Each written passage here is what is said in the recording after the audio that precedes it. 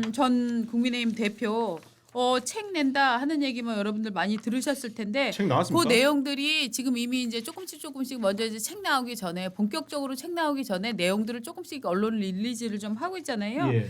거기에 나온 얘기들이 충격적인 얘기들이 많이 있네요. 주요한 워딩만 예. 얘기를 하면 내가 진짜 체포조 논란 지금 그 사실 내란죄를 구성하는 굉장히 중요한 요인 아닙니까? 네, 그렇죠. 이렇게 얘기를 했어요. 내가 여당 관계자로부터 연락을 받았다. 비상계엄 발동 직후에 너 휴대전화 끄고 가족이랑 함께 피신하라 라고 연락을 받았다. 그래서 비상계엄 해제를 위해 자기가 여의도로 가고 있었는데 그때 여권 인사가 뭐라고 얘기했냐면 가족이랑 빨리 피신해.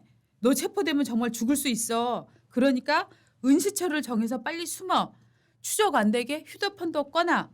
가족도 피신시키는 게 좋겠어. 네. 라는 연락을 받았다는 거예요. 이게 책 내용이 있다는 거죠. 네. 근데 이거를 저는 사실 이것 때문에 제일 황당한데요. 네. 이거 어떻게 입증합니까? 이거 말입니다. 12월 13일 날 네. 김어준 방송인이죠. 김어준 씨가 네. 국회 나와서 네. 한동훈 암살조 있다고 내가 들었다. 네. 라고 했던 것과 내용이 똑같잖아요. 똑사하죠? 근데 김어준 국회에 나와서 네. 증인 선서도 하지 않고 이 발언했어요. 네. 굳이 김어준을 참고인으로 불러가지고. 그렇죠. 그래서 많은 사람들이 김어준의 말을 생중계되는 걸 들었고 예. 정청래, 최민희 다 마치 떠받들듯이 김어준 발언을 하게 판을 깔아줬거든요. 네. 그리고 다음 날 탄핵 가결됐거든요. 네네. 근데 그 이후로 누구도 한동훈 체포조 한동훈 암살조가 있었다는 거에 대해서 네. 알아보려고 하지도 않아요. 왜냐? 너무 저는 황당하다고 생각하거든요. 아무리 그렇죠. 그렇다 하더라도 비상개업을 했는데 대통령이 한동훈을 죽이려고 했다. 이게 그 주장이잖아요. 그렇죠. 오늘이 며칠입니까? 이게 2월 20일입니다. 오늘이. 예. 그렇죠?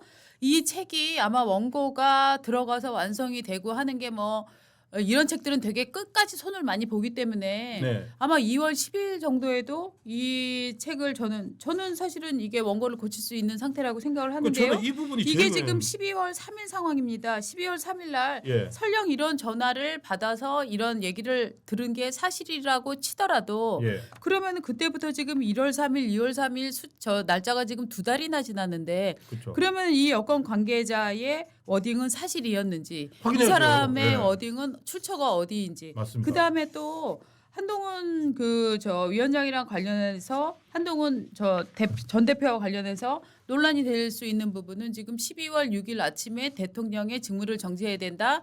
대통령이 체포조를 운영했다라고 네. 지금 얘기를 한 거 아닙니까? 그때도 누구한테 들었다라고 자기가 확인을 했다라고 얘기를 하는데 이거는 지금 재판에서도 굉장히 격하게 지금 다퉈지고 있는 상황인데 자 그러면은 본인이 12월 3일 밤에 들었다는 여권 인사의 누군지 피해라 물어놔봐야죠. 가족 네. 데리고 피해라 너 죽을 그러니까. 거야라는 얘기 예. 그다음에 체포조를 운영했다고 확인했다라고 한 12월 6일 발언 이 두 발언의 근거가 무엇인지는 이제는 여권 인사 같은 이런 추상적인 단어로는 안 돼요. 그렇지 않아요? 예. 그러니까 이게 왜냐하면 사람들이 김어준이 그런 얘기를 했을 때는 네. 저는 김어준은 워낙 그런 인물이니까 네. 뭐 한두 번도 아니고 네. 의혹만 제기하고 그다음 나 몰라라 하고 그러니까 참고인으로 가서 얘기한 거 아닙니까? 맞습니다. 그래서 그거 가지고 철저히 그걸 안 했는데 한동훈 대표가 이걸 책에까지 이거를 쓴다면은 네. 조금 더 구체적인 정황을 당연하죠. 제시를 해야 되는 것 같습니다. 네. 우리가 저는- 이게 기자가 이게 물론 저희는 책 내용에 대한 기사니까 네. 발췌해가지고 자극적인 부분만 발췌했을 수도 있어요. 맞습니다. 그래서 지금 보면은 책 내용에 지금 잠깐 더 하자면 그게 나오거든요. 자신이 윤석열 대통령을 4일날 가서 만났을 때 왜 저를 체포하려고 했느냐라고 네. 물었다. 왜 여당 대표를 더 체포하려고 이유가 뭐냐 물었고 윤 대통령이 전혀 그런 사실이 없다라고 대답한 것까지는 나오는데 네. 그렇다 하더라도 지금 이 책을 보지 않은 상태에서 기사만 본다면 김어준과 똑같은 주장을 했다면 좀 당황스럽습니다. 저는. 그러니까 지금 이 책에 보면은 당시에는 윤 대통령이 내가 그렇게 여당 대표까지 체포를 하려고 했다면 방첩 사령부를 동원했을 텐데 이번 기회에는 방첩사 동원하지 않았다라고 윤 대통령이 거짓말까지 했다. 거짓말이다. 그렇죠. 방첩사 지금 얘기가 나오고 있잖아요. 방첩사 동원했잖아요. 네네. 방첩사는 때문에 근데 방첩사는 성관위로 갔죠. 네. 방첩사는 성관위로 갔고 네. 근데 지금 저 한동훈 씨 얘기는 지금 이거예요. 그런데 나는 그때 방첩사 얘기를 꺼내지도 않았는데 대통령이 방첩사 얘기를 꺼내서 이게 뭐지 했는데 결국 그 후에 보니까 방첩사가 동원이 됐다라고 지금 주장을 하고 있는 얘기를 하고 있잖아요. 근데 그런데 잠깐만요. 네. 이렇게 그때 들었는데 몰랐던 얘기가 뒤에 새로 방첩사 얘기가 나오더라라고 새로 팩트를 정리를 해서 넣을 수가 있었다면 그렇죠. 그러면은 왜 앞에 암살설에 대해서는 팩트를 정리하지 않았느냐? 저는 이 의문을 지금 제기를 하고 싶은 거예요. 저희는 지금 어쨌든 네. 이 기사는 상당히 이 기사는 저희도 책을 보지 않았지만 책에서 얘기되는 것들만 발췌해서 옮긴 기사이기 때문에 상당히 자극적인 내용들이 많습니다. 네. 심지어 평양 무인기 의혹에 대해서 문제를 내가 제기했다. 네. 그러니까 이 평양 무인기 의혹은 뭐냐면 이른바 원점 타격설이잖아요. 그렇죠. 비상계엄의 명분을 만들기 위해서 평양 네. 무인기를 띄우고 그걸 원점 타격한다는데 그 평양 무인기가 우리가 보낸 거라든지 네. 그런 의혹인데 이 의혹이 사실일 경우 전쟁이 유발될 수 있다는 문제에 대해서 미국과 협의되지 않은 것에 대해서 네. 미국적인 문제 의식을 보였다. 이런 내용도 나온다는 얘기거든요. 네. 근데 이것도 결국에 보면은 비상계엄의 어떤 유도, 내란 네. 이거 정황들이거든요. 네. 그래서 이거를 또 윤 대통령, 아까 한동훈 대표가 어느 정도 확인해가지고 네. 어느 정도 사실적인 내용 근거를 가지고 또 책에 담았을지 네. 그것도 궁금합니다. 지금 속보 하나 전해드리겠습니다. 지금 법원에서 네, 구속 취소 청구 관련 그 1시간 정도 이제 심리를 마쳤다고 합니다. 그래서 이제 오늘 중으로 결과가 나오지 않을까요? 지금 바로 당장은 안 나오더라도 예. 재판부 추가 서면 제출 시 10일 내 의견서 제출 요청. 아직 오늘 결정이 나지는 않겠네요. 그렇죠. 구속 취소 여부는 심사숙고해서 결정하겠다. 네. 그리고 추가적인 의견은 네. 열흘 내에 네. 서면으로 제출하면 받겠다. 그래서 일단 신문은 종료됐고 그렇죠. 1시간 정도 거쳐서 구속 취소 신문은 끝났습니다.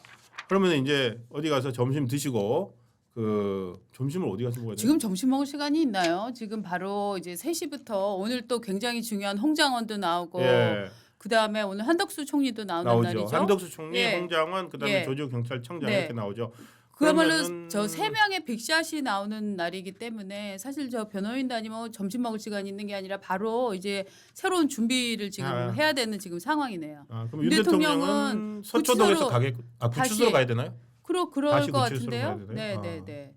저는 그런 상황인 것 같습니다. 왜냐하면 지금 신명이 구속된 상태이기 때문에 그렇겠네요. 그러면은 저 외출 범위가 법원하고 구치소밖에 없는 거 아닙니까? 그러네요. 그럼 예. 다시 구치소 가서 네, 구치소에서 식사하고 네, 그리고 오후 3시 재판에 맞춰서 예, 헌법재판소로 출발하겠네요. 네, 이거 오늘 중으로 결정 날 거라고 생각했던 게 성급한 기대였군요. 네.